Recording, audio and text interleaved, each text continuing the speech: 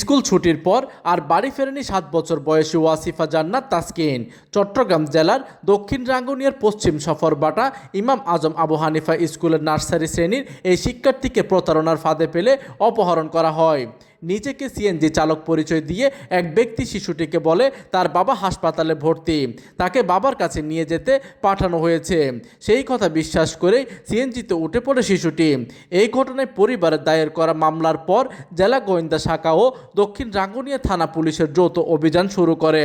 তথ্য প্রযুক্তির সহায়তা, সিসিটিভি ফুটেজ বিশ্লেষণ এবং ধারাবাহিক গোয়েন্দা তৎপরতায় অভিযান চালিয়ে 3 অপহরণকারীকে গ্রেপ্তার করা হয়। তাদের হেফাজত থেকেই সুস্থ অবস্থায় উদ্ধার করা হয় অপহৃত শিশু ওয়াসিফা জান্নাত তাসকিনকে।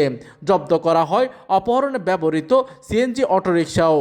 পুলিশের প্রাথমিক জিজ্ঞাসাবাদে জানা যায়, গ্রেফতার হওয়া ফয়সাল ভিকটিমের বাবার আপন মামাতো ভাই।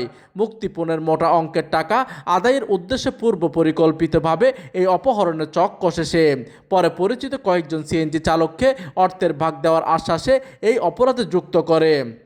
এই ঘটনায় জড়িত 3 জনকে গ্রেপ্তার করা হয়েছে এবং অপহরণে ব্যবহৃত সিএনজি জব্দ করা হয়। প্রাথমিকভাবে মুক্তিপণের উদ্দেশ্যেই অপহরণের পরিকল্পনা করা হয় বলে পুলিশ জানায়। প্রতিনিধির তথ্য ও পাঠানো চিত্রে ডেস্ক নিউজ, দিগন্তের বার্তা 24, চট্টগ্রাম।